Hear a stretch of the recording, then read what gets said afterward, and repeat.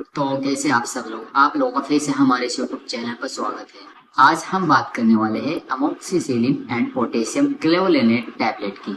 यह एक एंटीबायोटिक दवा है जो बैक्टीरिया को मार के एंटीबैक्टीरियल इन्फेक्शन को ठीक करने में मदद करती है। अगर इसके कॉम्बिनेशन की बात की जाए तो जो 375 मिलीग्राम की स्ट्रेंथ में टैबलेट आती है उसमें अमोक्सिसिलिन 250 मिलीग्राम की स्ट्रेंथ में होता है और पोटेशियम क्लोरेनेट 125 मिलीग्राम की स्ट्रेंथ में होता है।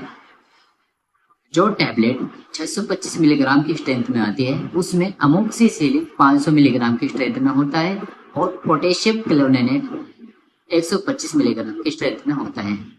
जो टैबलेट 1000 मिलीग्राम की स्ट्रेंथ में आती है उसमें अमोक्सिसिलिन 1000 मिलीग्राम की स्ट्रेंथ में होता है और पोटेशियम क्लोरेनेट 125 मिलीग्राम की स्ट्रेंथ में होता है। अब हम बात करते हैं इसके पॉपुलर ब्रांड्स की, यह किन किन नामों से मार्केट में आती है। मोक्सिकाइन सीवी, ओमनी क्लाव, क्लावम, यह थे इसके कुछ पॉपुलर ब्रांड्स जो कि आपको मार्केट में मिल जाएंगे। अब हम बात करते हैं इसके प्राइस की।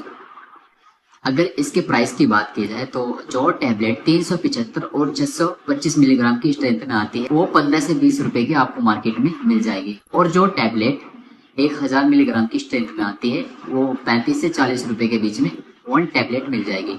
अगर इसकी स्ट्रिप की बात की जाए तो यह 10 स्ट्रिप में आती है और 6 स्ट्रिप में आती है। अब हम बात करते हैं इसके यूज की, इसको किन किन बीमारियों में यूज किया जाता है और इसको लेने से हमें क्या क्या साइड इफेक्ट हो सकते हैं और इसको कितनी मात्रा में लेना चाहिए, इसकी डोज क्या है, इसकी ड्यूरेशन क्या है, इसको कितने दिनों तक लेना चाहिए। आज की इस वीडियो में मैं आपको ये सब जानकारी देने वाला हूँ। सबसे पहले हम इसके यूज की बात करते हैं।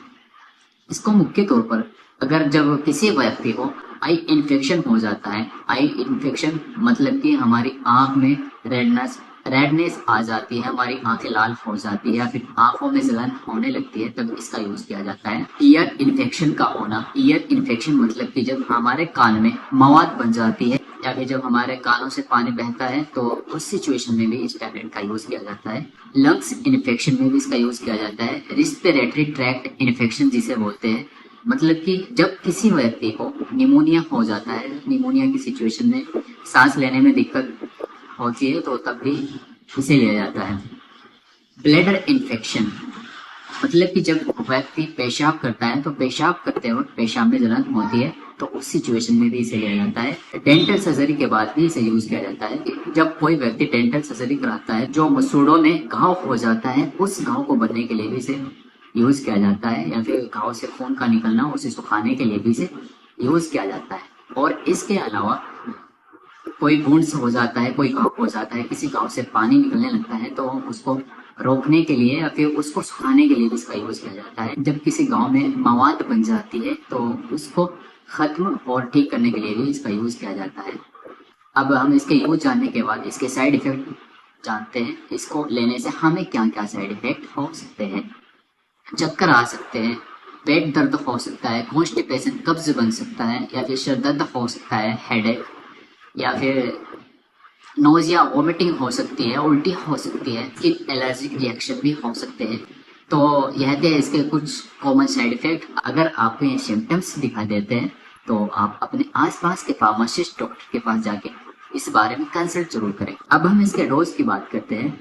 जो व्यक्ति 45 वर्ष या फिर 45 वर्ष की कम उम्र का होता है 1500 मिलीग्राम की स्ट्रेंथ पर डे ले सकता है। मतलब कि जो 375 मिलीग्राम की टैबलेट आती है वो दिन में 2 से 3 बार या फिर 4 बार भी ले सकता है।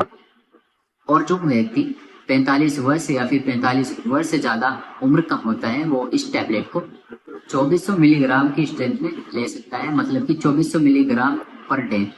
जो 625 मिलीग्राम की स्ट्रेंथ में टैबलेट आती है वो उस टैबलेट को 3 से 4 बार ले सकता है।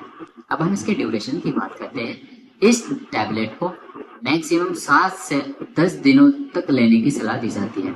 अब हम बात करते हैं इस टैबलेट को कौन कौन नहीं ले सकता। जिस व्यक्ति को जॉन्डिस की बीमारी है या फिर kidney problem, liver problem, heart problem की बीमारी है वो इस टैबलेट को ना ले। और इसके अलावा जो गर्भवती महिला होती है वो भी इस टैबलेट को ना ले। अगर लेती है तो जो आपके आसपास के फार्मासिस्ट डॉक्टर्स है उनकी सलाह से ही इस मेडिसिन को लें।